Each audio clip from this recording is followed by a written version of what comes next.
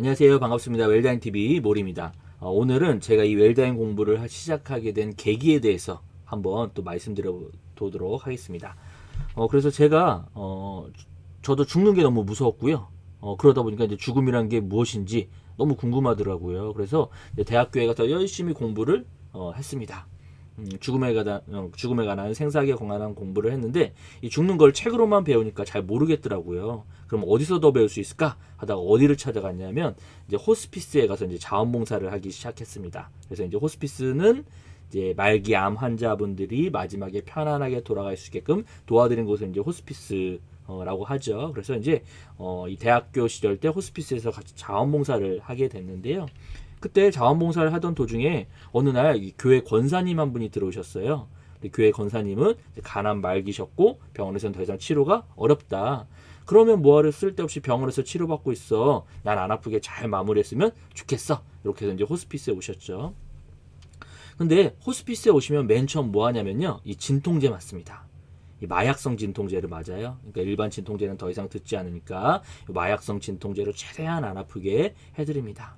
근데 그거 맞아도 그래도 아플 때가 있어요. 그럼 이제 어떤 분들은 우시고 짜증내시고 집어던지고 소리 지르시고 막 그런 분들이 있는데 그게 나쁘다는 게 아니라 진짜 그 정도로 아픈 거예요. 말기암 정도 되면.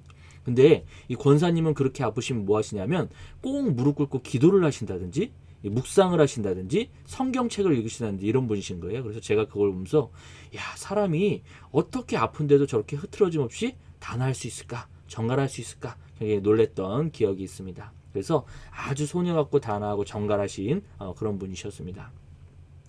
이제 하루는 제가 저녁 진지 드시고 제가 부축해가지고 산책 모시고 나갔거든요. 산책 모시고 나갔더니 밖으로 나가시자마자 손으로 이렇게 하늘을 탁 가르치시면서 저를 보면서 활짝 웃으시면서 뭐라고 얘기하셨냐면 아유 다음 달에는 제가 저기 무지개 다리를 건널 수 있을까요? 이렇게 얘기하시는 모습을 보면서 제가 너무 깜짝 놀랐던 기억이 있습니다. 그래서 야 사람이 어떻게 자기 죽음 앞에서 저렇게 해맑게 웃으면서 이야기할 수 있을까? 무슨 동화책 얘기하듯이 너무나 밝고 아름다운 표정을 지으시면서 제가 다음 때는 저렇게 무지개 다리 건널 수 있을까요? 라는 얘기를 하시는 모습을 보면서 사람이 어떻게 자기 죽음 앞에서 저런 표정을 지을 수 있을까? 굉장히 놀랬던 기억이 있습니다. 그래서 아주 소녀 같고 단아하신 정갈하신 분이셨어요. 그런데 이제 결국에는 이제 병세가 악화되셔서 돌아가셨죠.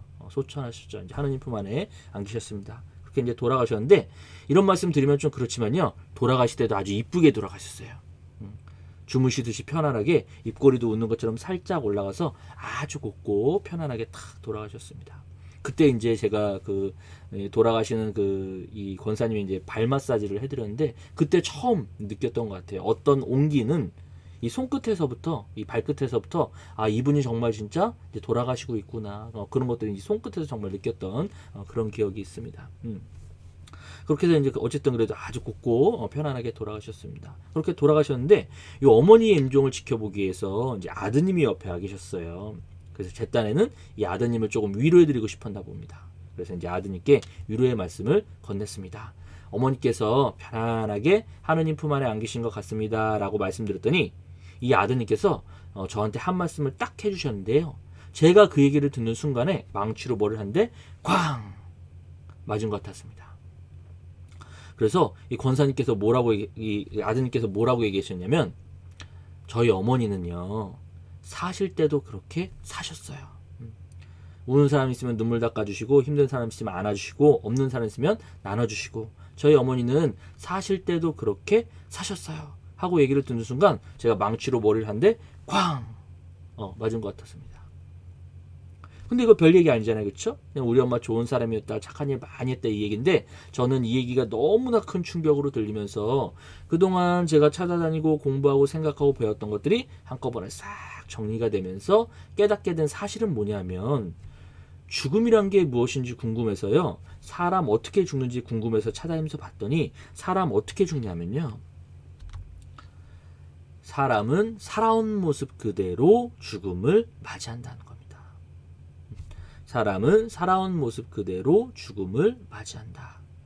사람은 살아온 모습 그대로 죽음을 맞이한다는 겁니다. 그래서 제가 호스피스에서 임종하신 분들 모습을 봤더니 많이 나누고 베풀고 즐겁게 재밌게 행복하게 편안하게 지내셨던 분들은 임종하실 때 조금 편안하게 돌아가시는 반면에 삶에 대한 상처나 원망이나 두려움이나 분노나 욕심이나 미움이나 미련이 많으신 분들은 임종하실 때 조금 힘들게 돌아가시는 모습 보면서 사람 어떻게 죽나 봤더니 사람은 살아온 모습 그대로 죽음을 맞이한다. 이 사실을 깨닫게 됐습니다. 근데 제가 주로 하는 수업이 무슨 수업이냐면 잘 죽는 거 배우는 웰다잉 수업이라고 말씀드렸어요. 그렇죠? 그럼 우리는 잘 죽을 못해야 된다. 잘 살아야 된다. 왜냐 우리는 살아온 모습 그대로 죽음을 맞이하기 때문에.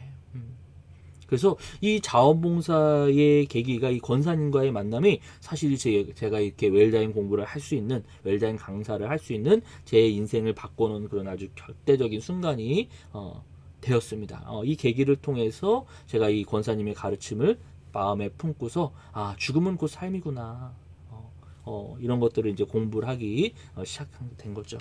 그래서 우리 달라이라마라는 스님도 뭐라고 얘기하셨죠?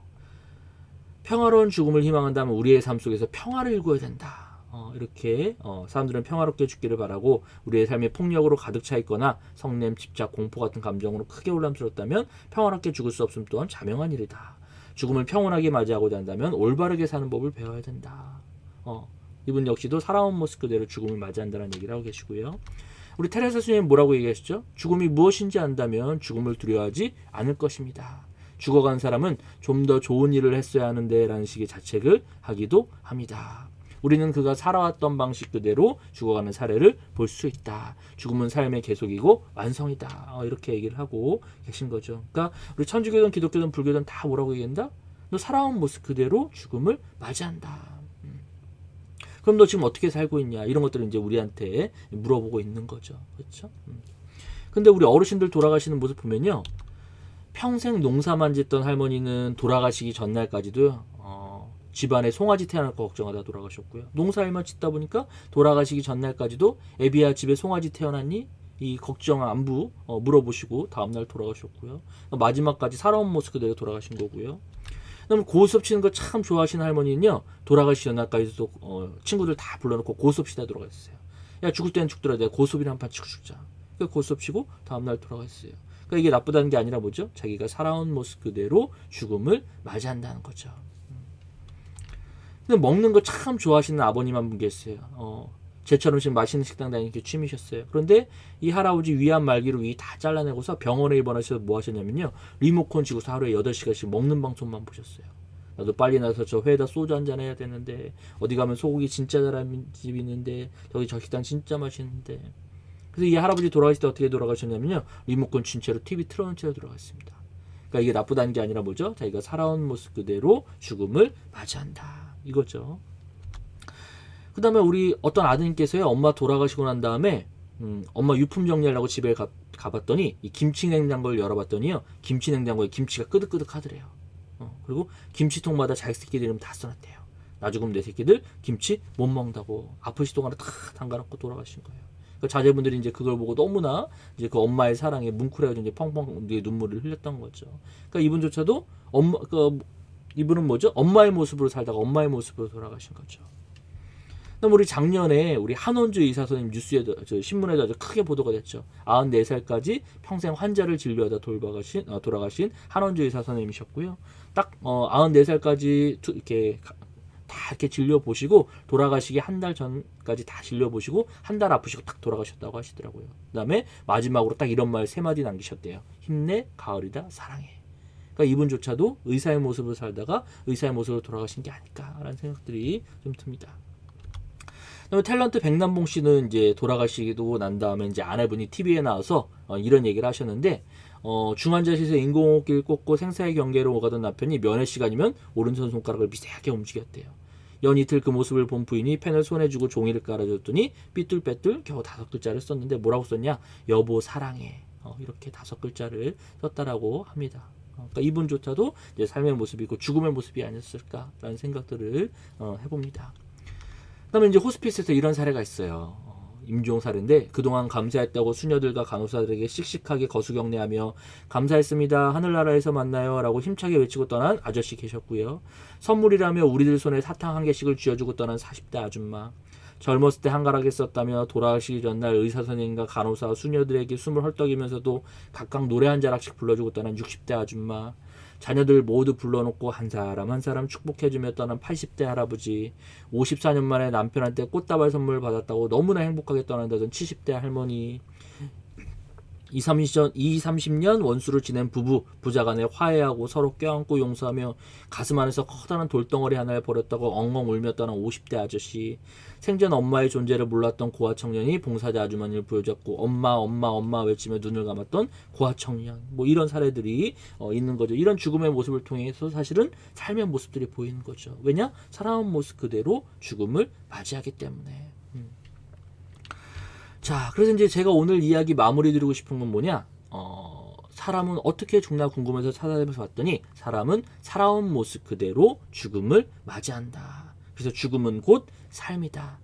그래서 근데 우리가 배운 수업이 이제 잘 죽는 거 배운 웰다잉이라고 말씀드렸잖아요. 그렇죠? 그럼 우리는 잘 죽으려면 어떻게 된다? 잘 살아야 된다. 이런 내용들을 이제 말씀드립니다. 그래서 우리 오늘이 어떻게 사는지가 오늘 지금 사는 모습이 사실 우리 죽을 때의 모습이에요. 그래서 지금 행복하게 살면요, 죽을 때도 행복하게 죽고요. 그 다음에 지금 미워하면서 살면요, 죽을 때까지도 미워하고 살고요. 그 다음 또 제가 봤더니 돈 있다고 잘 죽는 거 아니고 돈 없다고 못 죽는 거 아니더라고요.